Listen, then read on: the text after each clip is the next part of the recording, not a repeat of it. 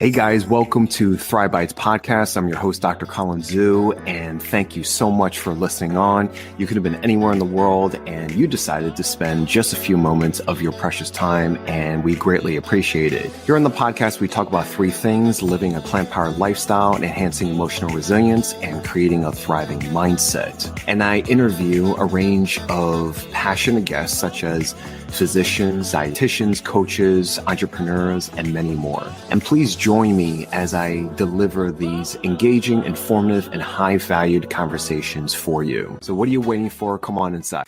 Hey, what's going on, guys? This is Dr. Colin Zhu, and we are here for another episode of Thrive Bites Podcast. I am joined by certified health coach Karla, and we are going to be diving deep into her cultural roots.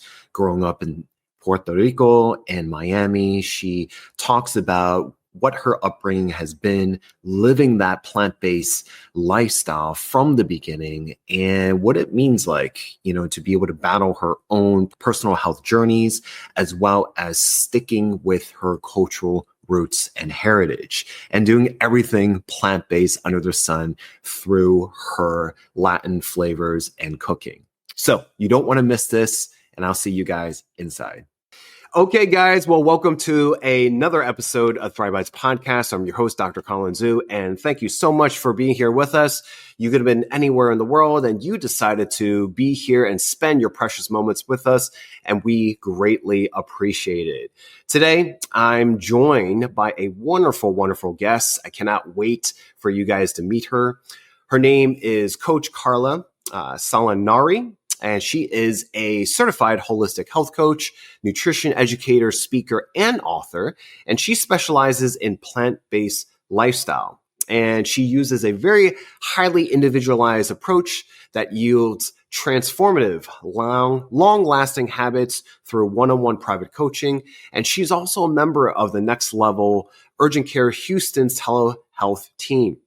Her popular Instagram account, the Latina Health Coach, inspires others to reconnect with their favorite cultural dishes with plant-based ingredients. She's also the author of Abuela's Plant-Based Kitchen that was published in 2023. And she's also a frequent TV guest expert on Telemundo and NBC. And she's earned her certification in holistic nutrition from the Institute for Integrative Nutrition in New York City.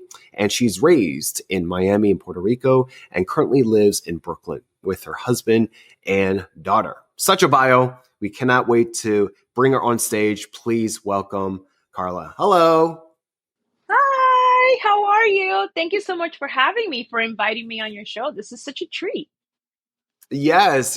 Thank you so much. I know that you are a globetrotter. You travel so much, and you just told me off camera that you just landed in from London this past week. Thank you so much for hurdling over jet lag and multiple time zones to be here with us. Yeah, absolutely. It's always a pleasure connecting with other community members, thought leaders in this wellness space. And it's just awesome to just connect with different communities and just continue to talk about what we love the most, which is food and nutrition and lifestyle. So thank you so much for having me. Yes. Awesome. And I'm so happy to, be in this space with you because, it's not every day where we talk about plant-based living, we talk about plant-based cooking, but it's very, very important because food is such a universal language, right? It speaks to us like music, like the arts, like dancing. And it's one of the rare ways of communication that really brings people, all the people, as many as possible to the table. And I know that your story is so colorful. There's nothing, there's no, I can't think of a better word. It's so vibrant. It's so colorful. I have the great privilege of having your cookbook, which, it's beautiful photography. And I can't wait to really delve into your story. So let's orient people. Let's talk about your superheroine origin story and bring us back to the beginning in terms of how you grew up and how food became part of your vocabulary. Yeah. So like you said, my story is is a rather unique one, especially within the Latin community. I was born into a plant-based lifestyle. My father has been plant-based vegan since 1970, maybe like a little bit before, maybe 1969.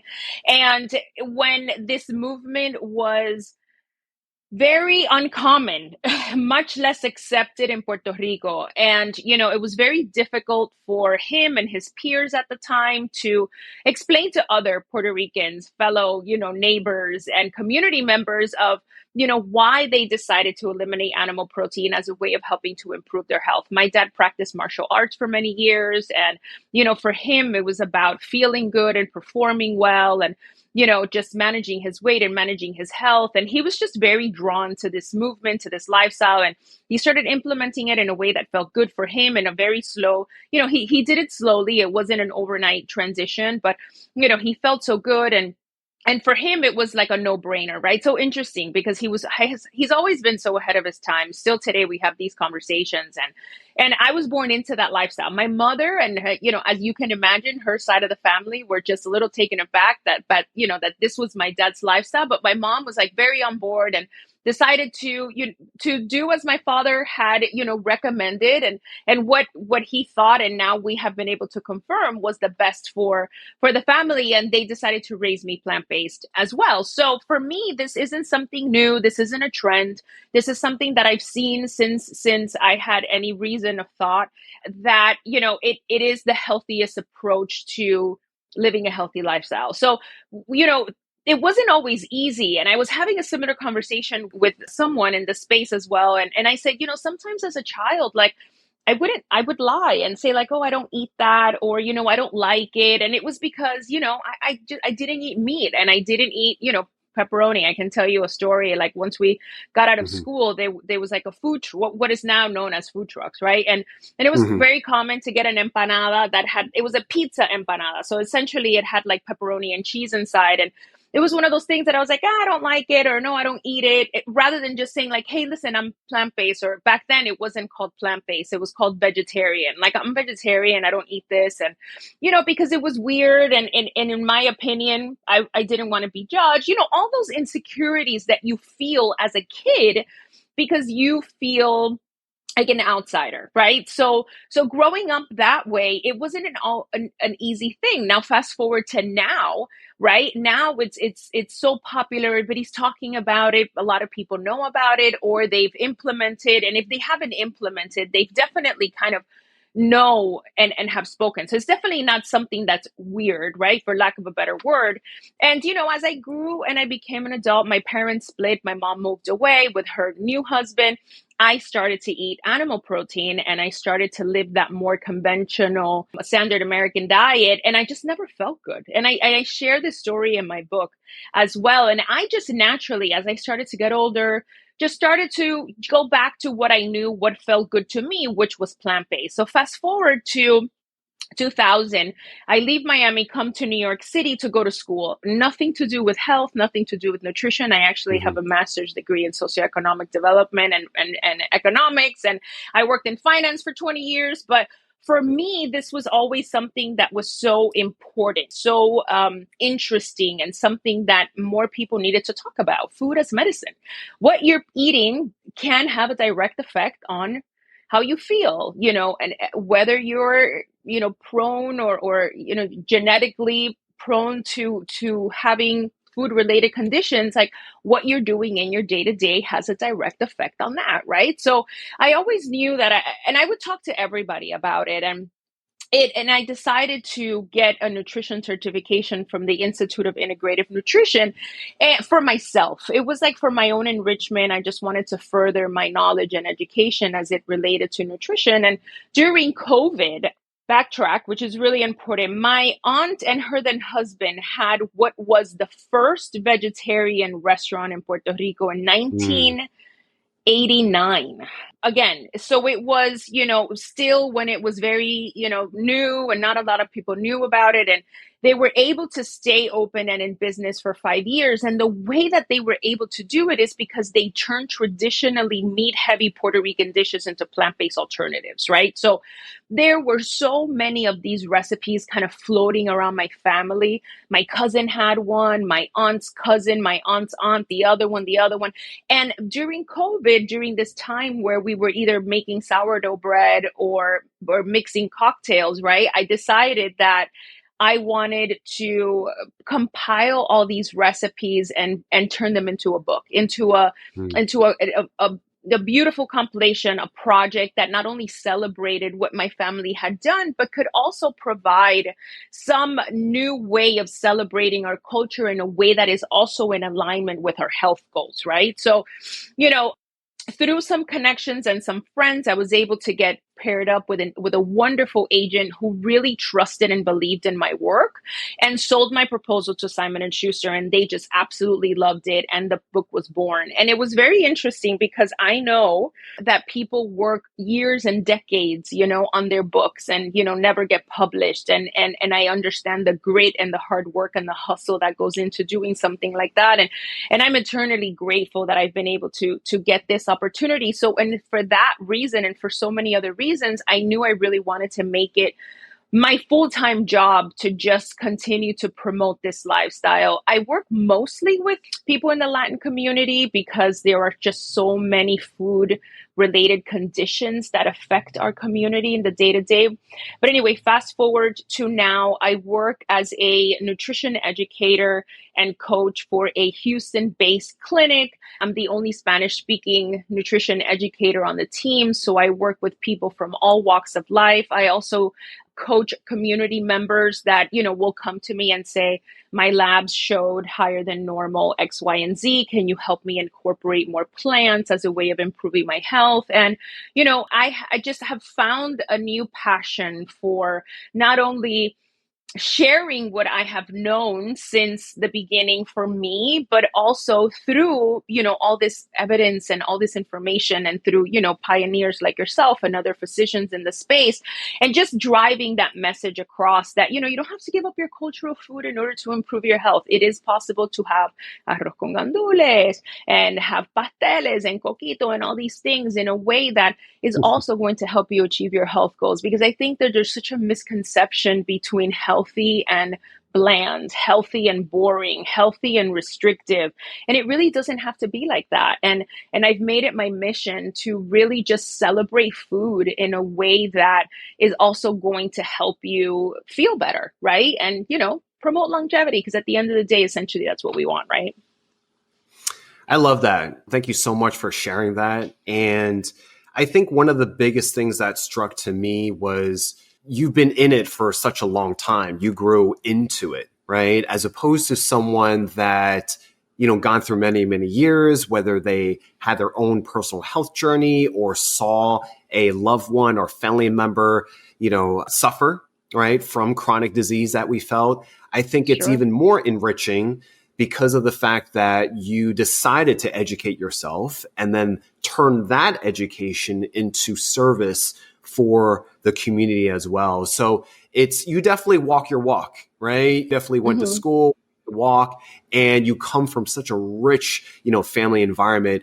I think, nowadays when we are talking more plant-based, especially of ethnic groups, it's almost like kind of like the word diet. It's a huge sacrifice or compromise to swapping this for that. And I read in your book that, a lot of times people don't want to get on board as readily is because it's almost like taking away a sense of belonging, a sense of identity, a sense of, that hominess, right? And you talk a lot about making the food with love, especially with that connection. And that's what I love about food, because it brings people together, brings family together. When nowadays we don't have so much of that family table, that family dinner dynamic and gathering around the table. And you and I both know that there's huge benefits from that. So I really appreciate what you are doing.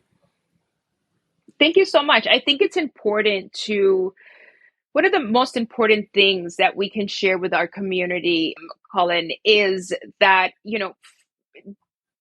be surrounding yourself with loved ones, right, around the table with beautiful, colorful, rich food is also part of a healthy lifestyle, right? When we become too restrictive for whatever that is, right? We were told by our doctors that our A1C is high, or cholesterol levels are higher than normal, and we feel like we obviously have to get healthy, or replace certain types of foods, but feeling like you can still, using your words, which is so great, belong to the table, right? Enjoy those foods and flavors that bring us together, that help us to celebrate tradition, that help us to tell a story, right? And not feel restricted, but still being able to enjoy these foods that are so delicious, but in a healthier way. Like, that is the secret sauce, right? Like, telling people, I can almost feel the sigh of relief when my patients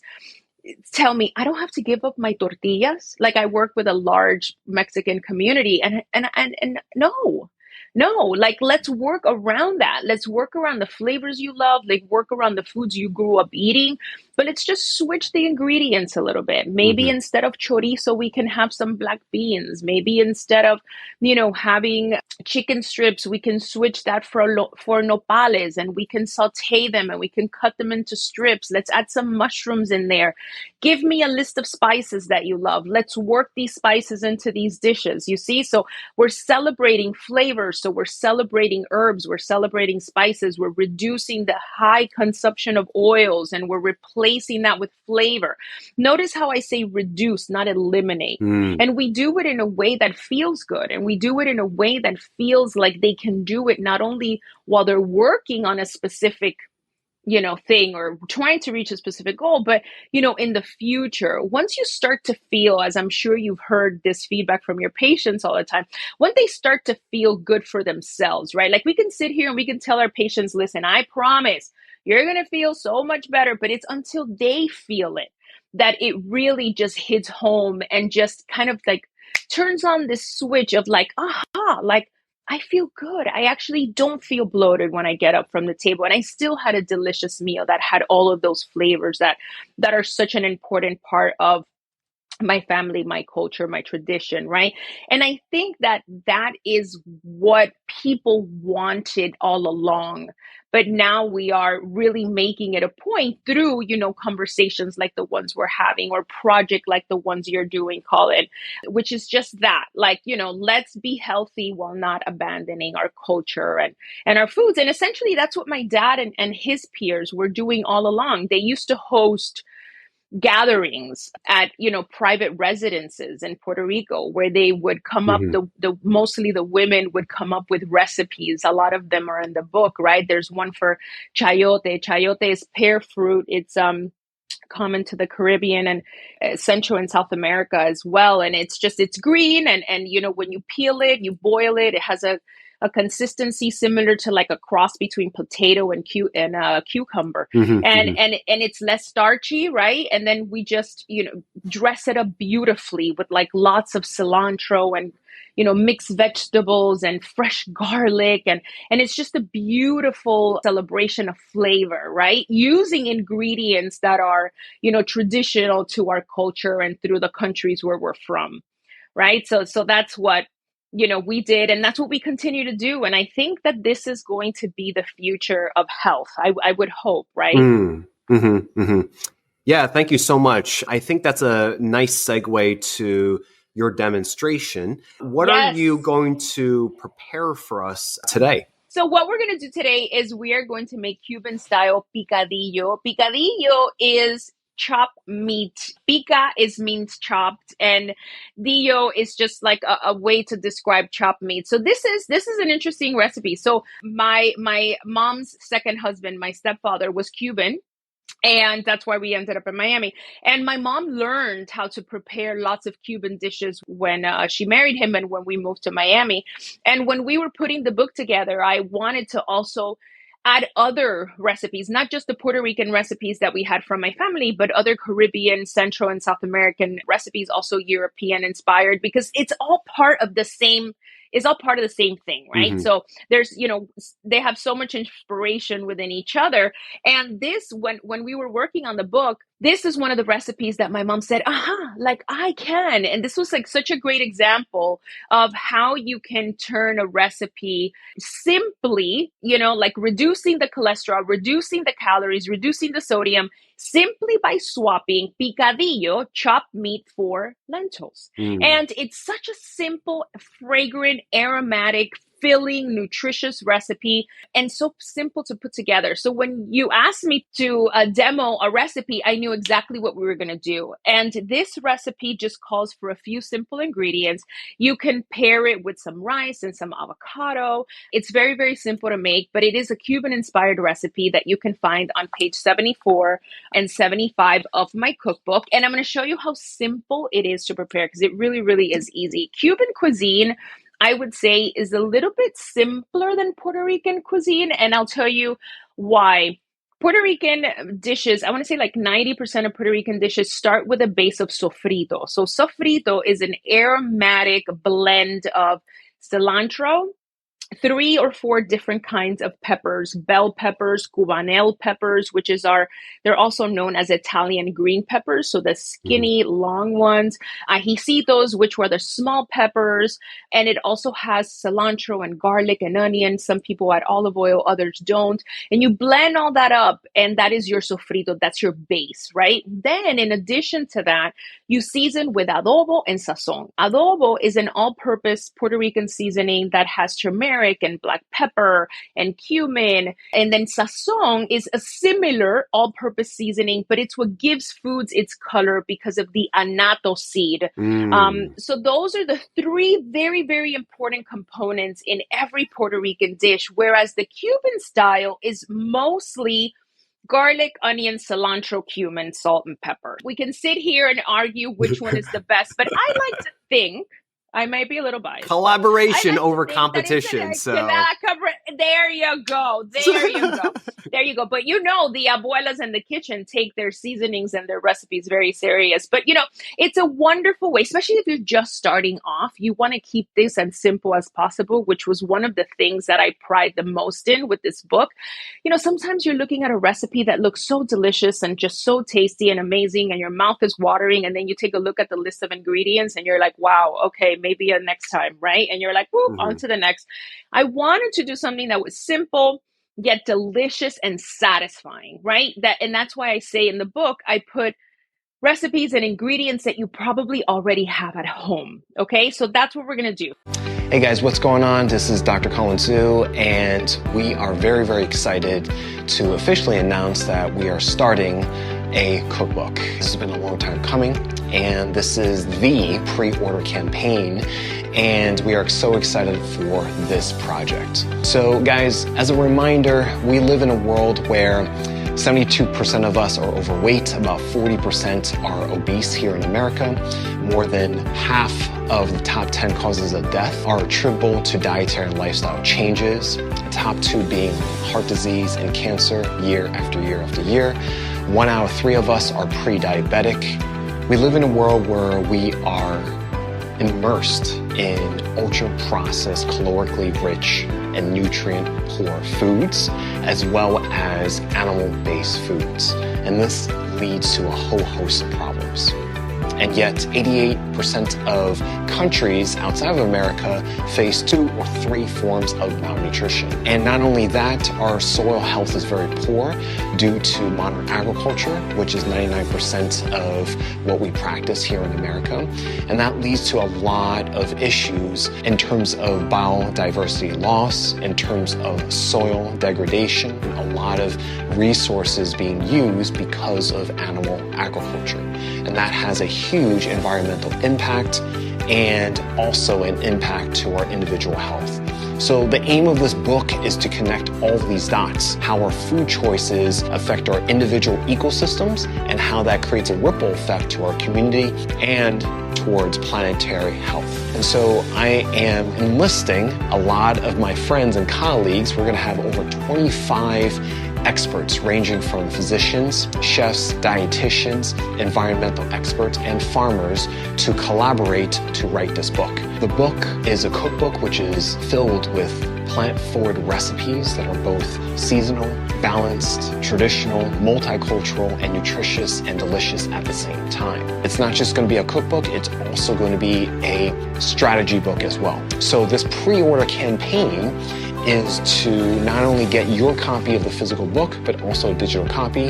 And if you order for this pre-order campaign, you'll also get free access to the TheChefDoc Academy, which has been 8 years of work and valued over thousands of dollars. The aim of this book is to get over 1,000 pre-orders in order to get the best traditional publisher to make a massive impact. And so, guys, be part of a movement, not only be able to find all the things that you want to do for your individual health, but also for your family and community, and play an actionable role to be able to save the planet that we're on now. So, click on the link to find out for more information, and we can't wait for you to join this movement, and I'll see you guys on the next one.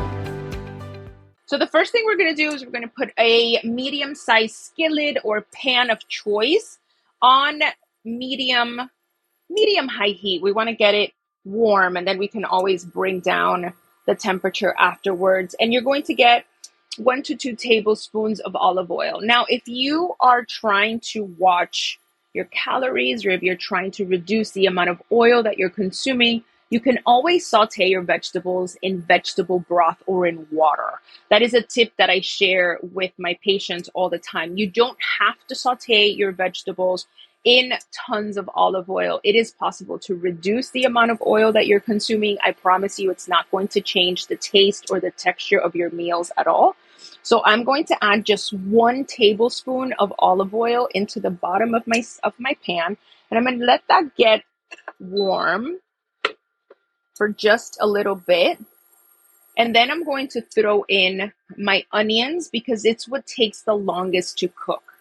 I recommend that you don't throw in onions and garlic at the same time because we don't want to overcook the garlic and make the dish bitter. Okay? So we give those like a nice saute. I'm going to raise the heat just a little bit. And if you find that while your onions are cooking, it needs either a little bit more olive oil or a small amount of water or vegetable broth just for them not to brown too much in the cooking process, you can go ahead and add that.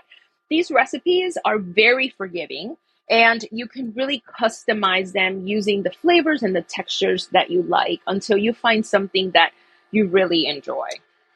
Here's a question I could throw at you. Sure. Is, so Karla, since a lot of your patients and clients are Hispanic and or Latino, what are the common swaps that you tend to make for your audience?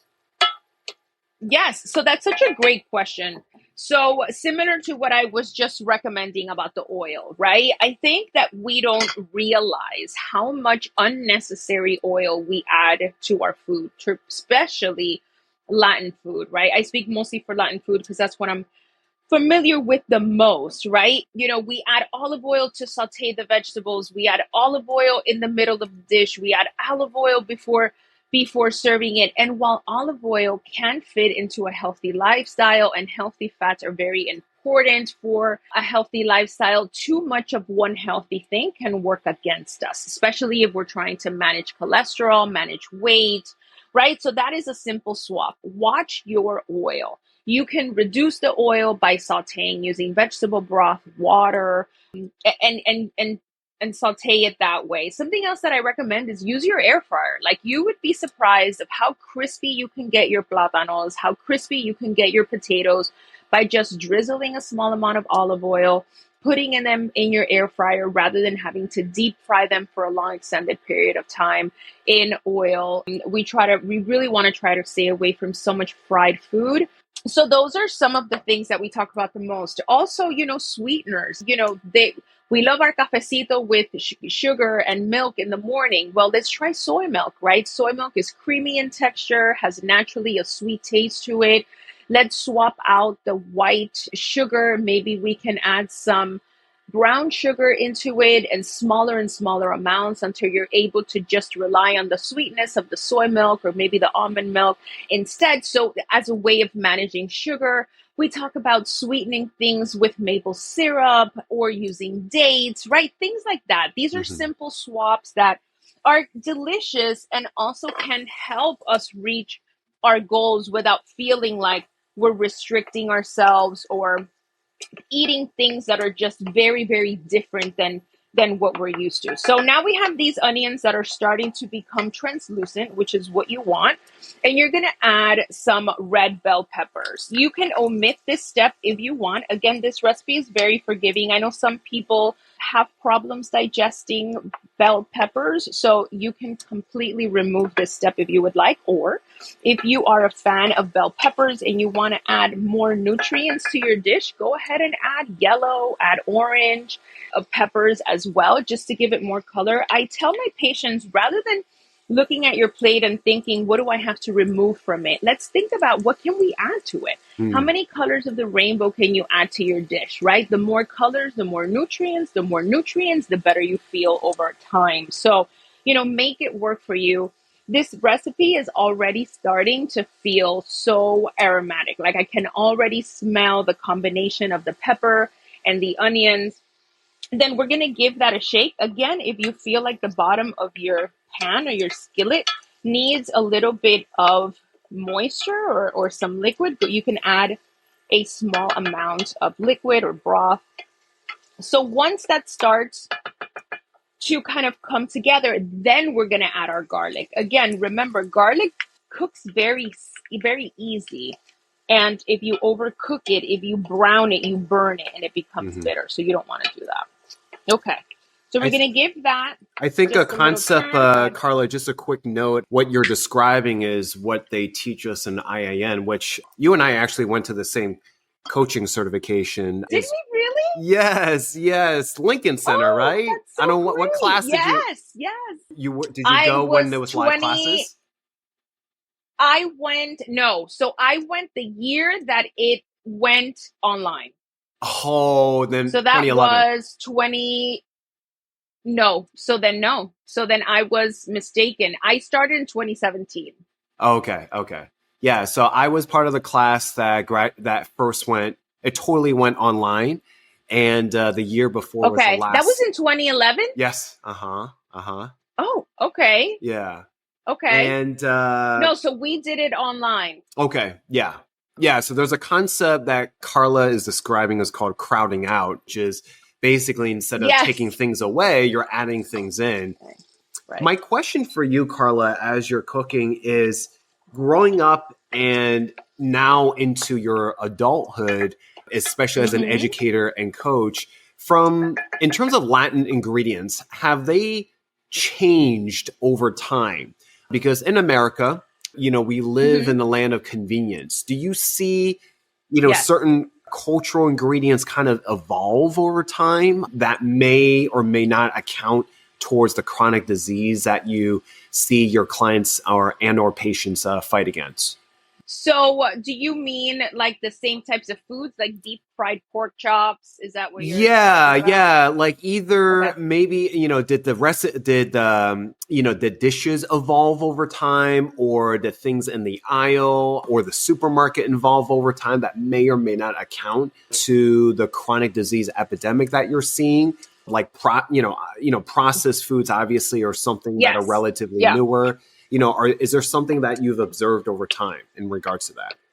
Yes, absolutely. So a lot of the Puerto Rican dishes can be time consuming. So there have been a lot of prepackaged, ultra processed versions of them. I'll give you an example. Fried sweet plantains is a very popular side dish in Puerto Rico. And now there are so many Spanish food companies that sell them frozen and prepackaged. And what could have been just a simple, overly ripe plantain slice, kind of, sauteed in some olive oil. It's now like a laundry list of ingredients, right? So like that's something that I pay attention to. The sofrito, which is what we were talking about before, is another one. Now you can buy sofrito in the store and it has a laundry list of ingredients. Now, the reason for that can be, there's many ways, there's many reasons. Preserving shelf life, right? You want to make sure that these products are not getting moldy before you bring them home. So there are some, requirements, right, that are necessary. But really, like, how long does it take you to blend up peppers and onions and garlic and cilantro? And, to take it even further, Colin, making sofrito is something that we used to do with our abuelas.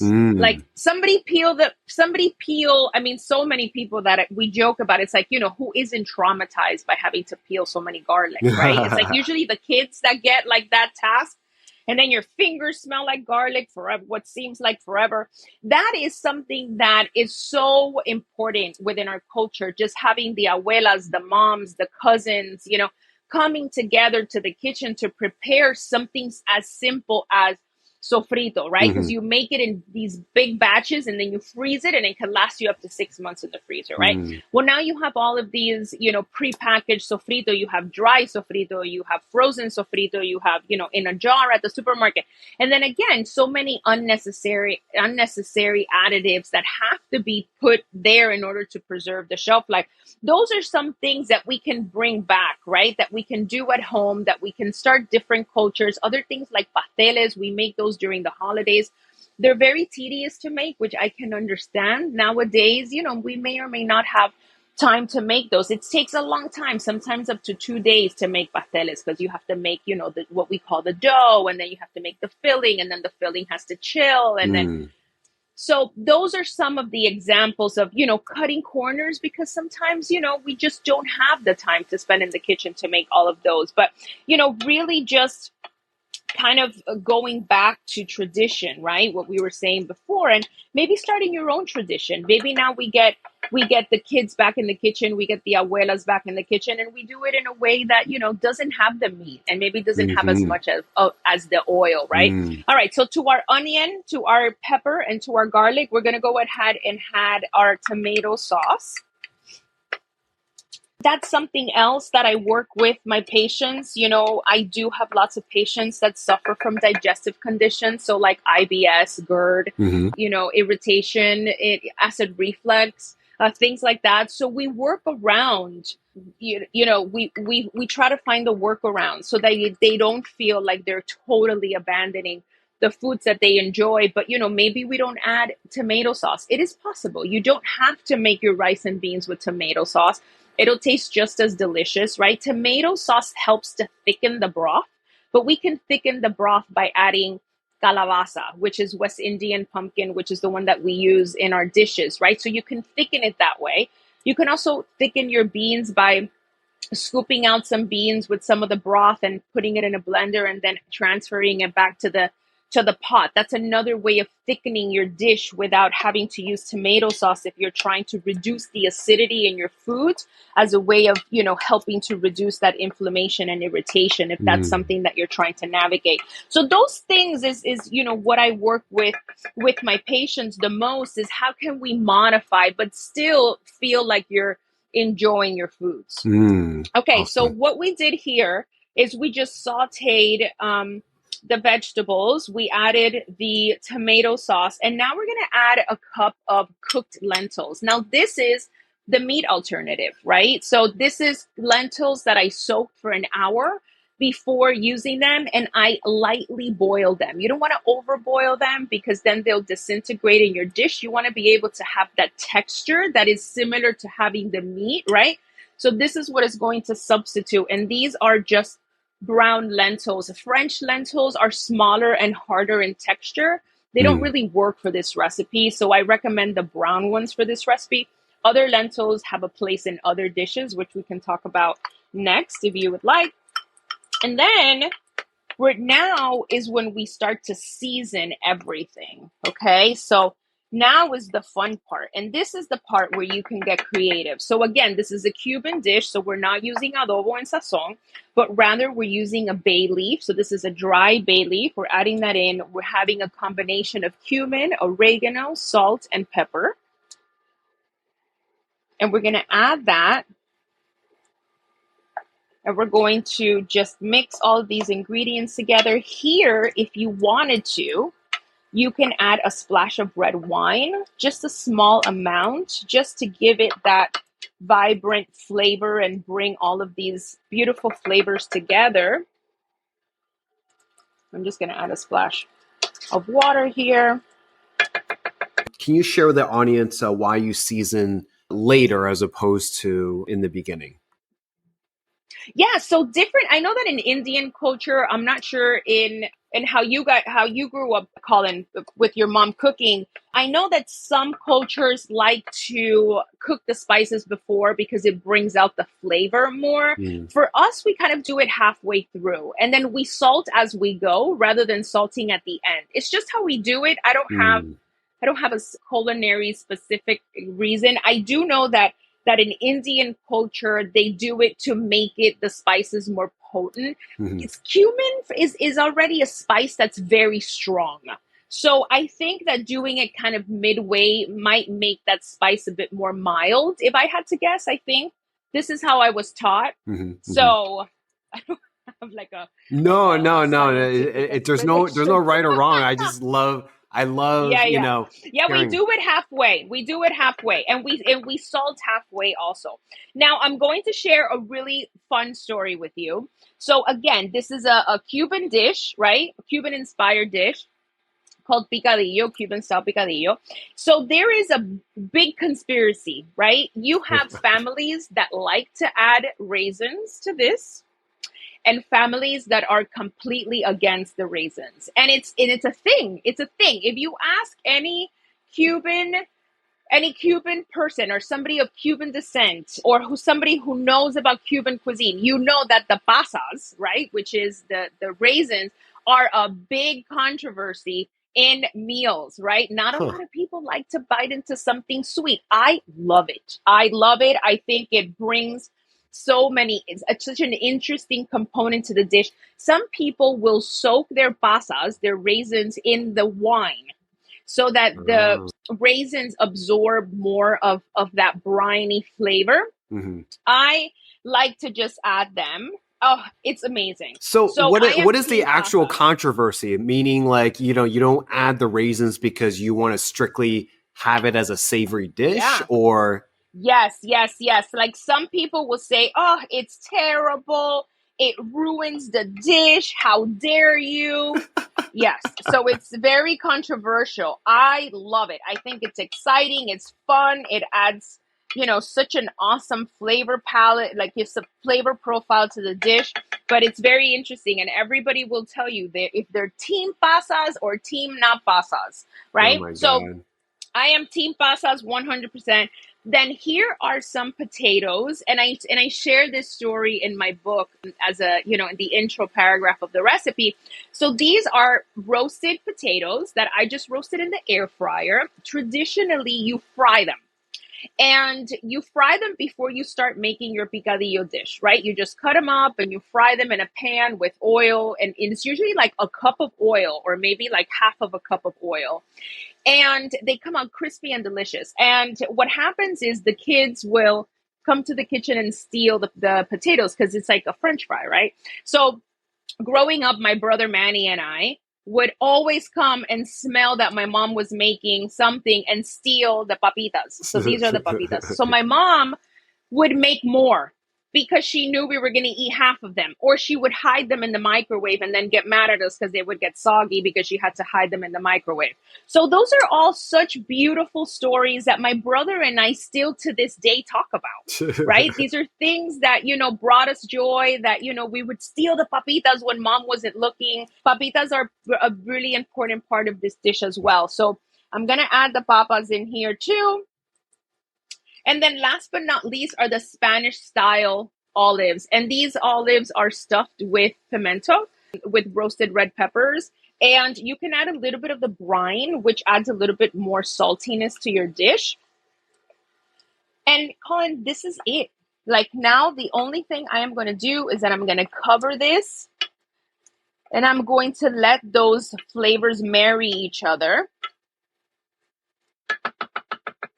And that's it. That, you see how simple that was? That took longer because we were chit-chatting. Yeah. If you were to make this at home, it's so simple, right? And then you can serve it if you're trying to, not consume too many carbohydrates, right? Which is something I feel like I am talking about a lot within my patients. They're deathly scared of carbs. They don't want to eat rice. They don't want to eat yuca.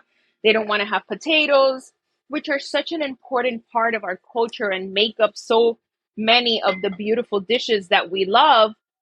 And it's like, okay, well, I respect your decision, but as long as you're having your white rice with some fiber-rich vegetables and, you're not cooking it with so much olive oil, it can fit into a healthy lifestyle. But I understand if you don't want to, so can we swap it for quinoa? Can we make quinoa instead? And I'll teach them how to make quinoa. I think people are afraid of quinoa because they don't know how to make it properly. Quinoa is so fantastic. Quinoa needs to be toasted first.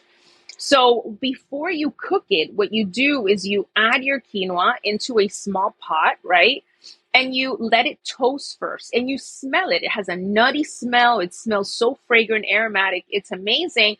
And then you add the liquid to it and then you season it. And that's how you make fluffy quinoa that really, really has a deep flavor that then pairs well with so many dishes like the picadillo, like the beans, like so many other dishes. It really is so versatile and good. But I do talk to them about, listen, like you don't have to give up rice. Like, let me show you different ways to adapt it to your lifestyle, right? Also, I'll tell my patients, they're like, no, well, I heard brown rice is better. Yeah, but if you don't like it, then why are you going to force yourself to eat something you don't enjoy, right? The difference between a cup of white rice and brown rice is sometimes just 1 gram of fiber.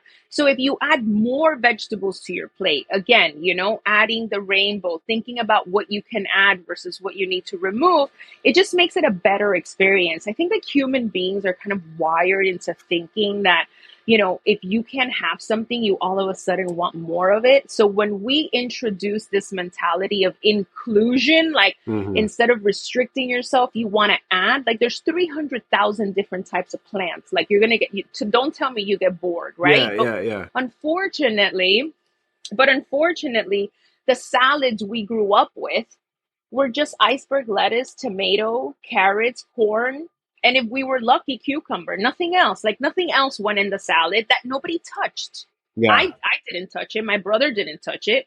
I didn't have asparagus that weren't out of the can until I moved to New York City, right? It's not something that we do. Now I teach, in the cooking classes that I teach, I'll share with my students how to make the most delicious asparagus. And most of us had never had anything like that growing up. So we don't know, right? So that education component is so important and it makes such a big difference because we don't know what we don't know. Share some success stories or feedback that your clients go through when you're able to introduce this type of cooking, this type of eating lifestyle or pattern.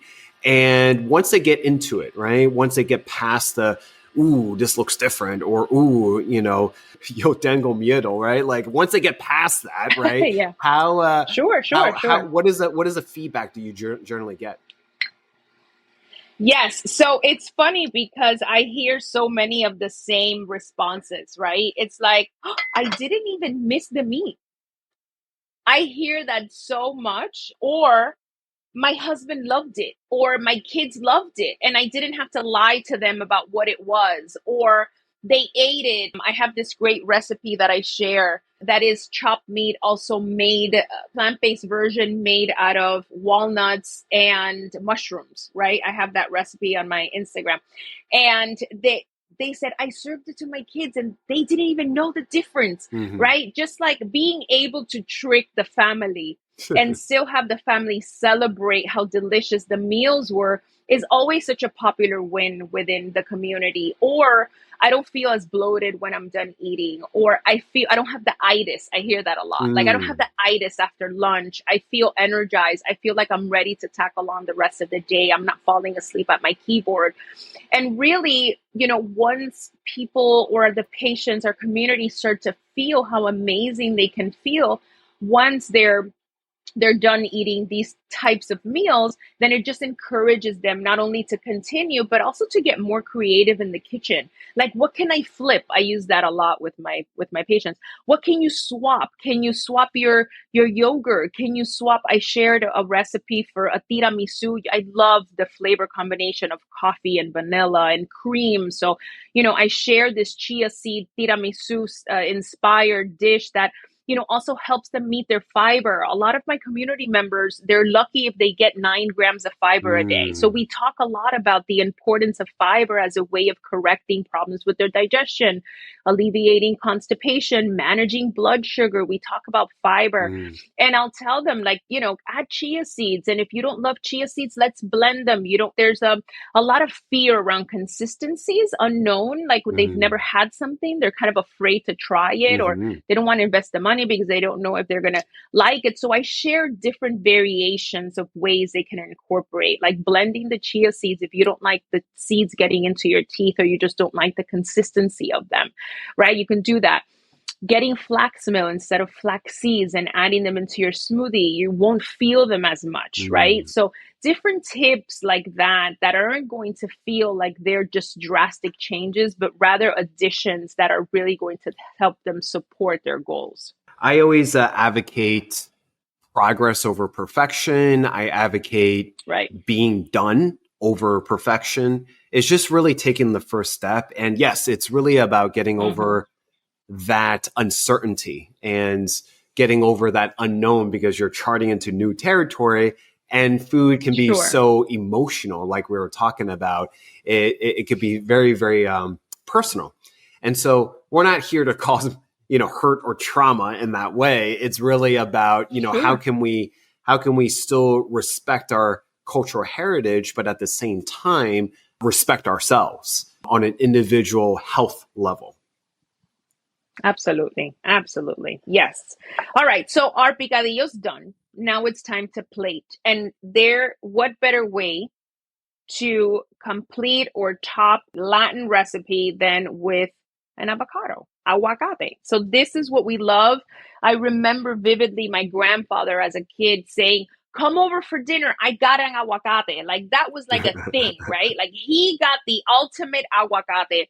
In Puerto Rico, avocados are different. So this is a Hass avocado. It's, what they use to make guacamole. In Puerto Rico, in the Dominican Republic, in Cuba, they use aguacates de agua. So they're longer. They almost look like an eggplant. And they're lighter and they're more watery, right? Try which one you like the best, but there's nothing more satisfying that can teleport you back to the island, the smells, sitting next to your grandfather and just having aguacate. So that is like a big deal in our culture. But we really do celebrate a good aguacate. And I am going to just show you. So you saw how easy that was, right, Colin? You saw how easy? And we're just going to serve this with some white rice that I had made before without oil. And I want to remind our community that it is possible to make white rice without oil. You don't need to add any of it. And I promise you it will not change the flavor. We're going to add some of our picadillo on the side. Do you like your beans on top of your rice or on the side? Ooh, that's a good one. That's a good question too, right? I'm a big... I want it on top. I want una mezcla, like I want it all over. Una mezcla, yes. All over, jumping in, having a party. It's like the food is in a bouncy house, like all over. That's awesome. That's awesome. All right, so we are going to cut our aguacate. Let's see. And then we are going to, oh, look how beautiful that is. Nothing is more exciting than opening an Yes. avocado that looks this pretty. Yes. Right? I mean, that's the real flex, right? Like, you got a good one. You got a good one. Ooh, here's a question I want to Okay. ask is, what is your version of keeping a aguacate fresh? Do you leave the pit in? Do you use citrus? What is your version of keeping it fresh? I put it in a glass container with a piece of onion in it. Ooh, that's a Have you new tried that? one. No, that's a new one. Yes, yes. I don't think that leaving the pit works, in my Uh-huh. opinion. I don't know. Mm. But if you put it in a glass container with an onion, it preserves it. Now, if you're not an onion person, this might not be the trick for you. But if you are, then it's my, I don't know. I don't think that the pit is going to do very much unless you're going to eat it within like a few hours. But Uh-huh. if we're, going to wait until tomorrow, then I don't know. So is it And then is it a here white onion, yellow onion? Ooh, that looks beautiful. Yes, so that is our finished plate. This is Mm, our picadillo that we use beautiful. lentils instead of chopped meat. You can do it with a red onion. So red onion is usually the one that you do, and then you cover it. So I can show you. I have these glass containers in every size. I try to use glass as much as I can, and then it comes with a cover. And we'll use we'll add the aguacate and the piece of the onion, and then we put it away. Usually avocados in our house don't last more than a day Yeah. or two, especially when they're this beautiful. Yeah. But if you do had to preserve it, then that's the way that you would. And then that's it. You enjoy it in good company and you make beautiful memories around the There you table. go. And that's how the tradition continues. And that's how we do it. Yes. Yes, absolutely. Karla, thank you so much for taking time. Beautiful presentation. Very, very beautiful. Where can people find you? Yes, of course. You can find me on social media and Instagram under the handle at the Latina Health Coach. Same on TikTok, same on Facebook, or on my website, www.karlasalinari.com, where you can find any information about all the work that I do. I'm a speaker, I'm an author, I'm an educator, and most importantly, I'm a community member that just wants our community to eat healthy and thrive. So thank you so much for the opportunity to join you and share some of our dishes and some of my family's culture and stories. And I hope that you've enjoyed our time together. Yes, I very much. I wish I can just teleport to your kitchen and share the meal with you. Yes.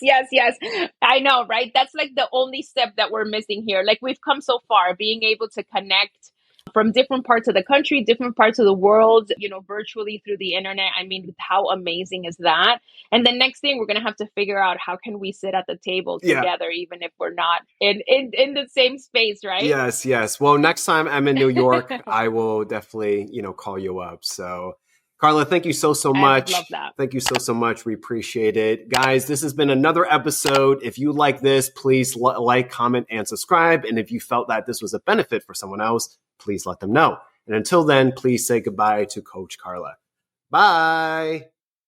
Hey guys, we hope you enjoy that episode. If you like that, please like, comment, and subscribe. And please follow us on Apple Podcasts, Spotify Podcasts, and anywhere that you listen to your podcasts. And if you felt that this was a benefit for someone else, please let them know. And don't forget to give us a 5-star rating, and we greatly appreciate it. And we'll see you on the next one.